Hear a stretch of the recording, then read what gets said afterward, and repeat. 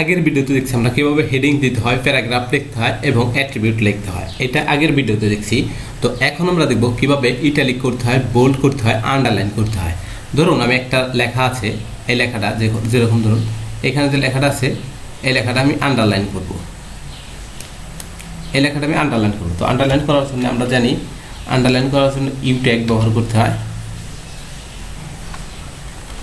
You tag এখন আমি যেটুকু আন্ডারলাইন করব এই ইউ ট্যাগের মাঝখানে দিতে হবে। ইউ ট্যাগ ওপেনিং এবং ক্লোজিং ট্যাগের মাঝখানে দিতে হবে। ধরুন আমি এই পর্যন্ত আন্ডারলাইন করব। তো এইখানে আমরা এখন যদি আমরা সেভ দেই, সেভ দেওয়ার পর যদি ব্রাউজার রান করি, এই দেখুন এই যে আন্ডারলাইন হয়ে গেছে। আমরা যেটুকু আন্ডারলাইন করছি সেটুকু কিন্তু আন্ডারলাইন হয়ে গেছে। আন্ডারলাইন করার জন্য তাহলে কি ইউ ট্যাগ।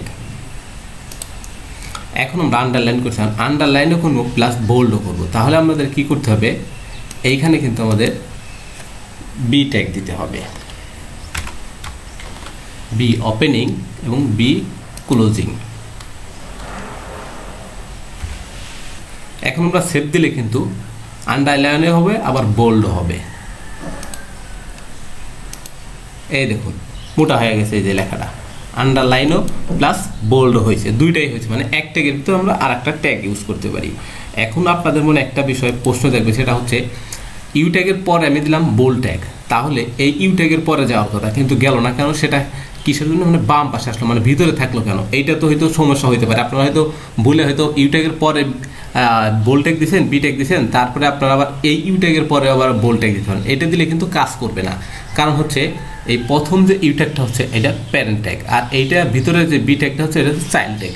তো সেই ক্ষেত্রে বাচ্চা সবসময় ভিতরেই থাকবে। সো এইটা শুধু মনে রাখবেন যে বাচ্চা সবসময় ভিতরেই থাকবে, বাচ্চা যারা ওরা ভিতরে থাকবে। তো চাইল্ড ট্যাগ সবসময় ভিতরে থাকে। এই জিনিসটা মনে রাখলে আপনি কখনো ভুলবেন না।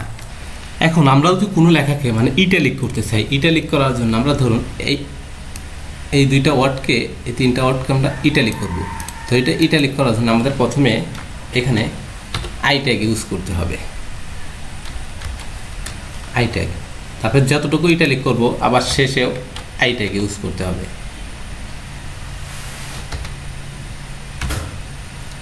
এখন আমরা যদি কন্ট্রোল এস দিয়ে সেভ দিয়ে যদি ব্রাউজারে রান করি, রিফ্রেশ দিয়ে একটু, এই দেখুন এই যে এটা এলো ইটালিক হয়ে গেছে। এই যে লেখাটা এই দেখুন একটু ইটালিক হয়ে গেছে।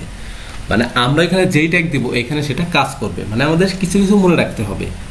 আজকে আমরা শিখলাম ইটালিক, আন্ডারলাইন এবং বোল্ড করা। কীভাবে ইটালিক করতে হয়, আন্ডারলাইন করতে হয়, বোল্ড করতে হয়। আমরা কম কম করে সামান্য পরিমাণ অল্প কিছু করে শিখবো। প্রতিটা ভিডিওতে আমরা 4 মিনিট 5 মিনিটের মধ্যে মানে অল্প করে ভালো করে শিখবো। ধন্যবাদ সবাইকে।